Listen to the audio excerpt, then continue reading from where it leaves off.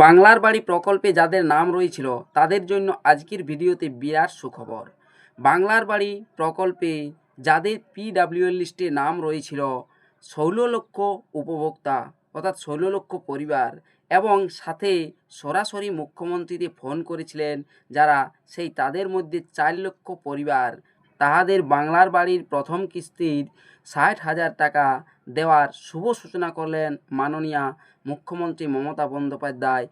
কৃষকদের বাংলার বাড়ি প্রকল্পে দ্বিতীয় পর্যায়ে আজকে দেওয়া হলো ২৪,১৮০ কোটি টাকা সিঙ্গুরের সভা থেকে।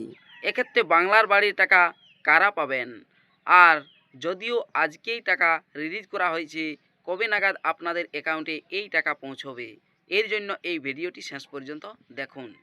পশ্চিমবঙ্গ সরকারের নিজস্ব তহবিল থেকে বাংলার বাড়ির যে প্রথম কিস্তির ৬০,০০০ টাকা অনুদান দিয়ে গ্রামীণ আবাস প্রকল্পের দ্বিতীয় পর্যায়ের শুভ সূচনা করলেন মুখ্যমন্ত্রী মমতা বন্দ্যোপাধ্যায়। এই ব্যানারগুলি আপনারা দেখতে পাচ্ছেন, এই ব্যানারগুলি আপনারা যদি নিজে থেকে দেখতে যান সেক্ষেত্রে কোথা থেকে পেয়ে যাবেন, গুগলে গিয়ে সার্চ করবেন পঞ্চায়েত অ্যান্ড রুরাল ডেভেলপমেন্ট। দেখুন আমি এখানে সার্চ করেছি, সার্চ করার সাথে সাথেই চলে আসবেন। প্রথমেই দেখতে পাচ্ছেন prd.wb.gov.in অফিসিয়াল ওয়েবসাইটের লিঙ্ক, এই লিঙ্কে ক্লিক করবেন। এরপর দেখুন পঞ্চায়েতের অফিসিয়াল ওয়েবসাইটটি দেখতে পাবেন। এখানে দেখুন এই যে ব্যানারটি দ্বিতীয় পর্ব, এখানে উপভোক্তা দেওয়া রয়েছে ২০ লক্ষ পরিবার, মোট আর্থিক সহায়তা যেটুকু দেওয়া হয়েছে সেটুকু লেখা রয়েছে ব্যানারে। এই ব্যানারটি আপনার পার্শ্ববর্তী পঞ্চায়েত অফিসে গেলেও আপনারা টাঙা দেখতে পাবেন।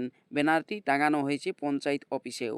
এখানে সরাসরি মুখ্যমন্ত্রীর ফোন নাম্বারও রয়েছে এই ব্যানারটিতে, যে ব্যানারটি আপনারা দেখতে পাচ্ছেন। এই যে স্বনির্ভর বাংলা, এখানে যে দ্বিতীয় পর্ব আবাসন প্রকল্পের সেটাই লেখা রয়েছে।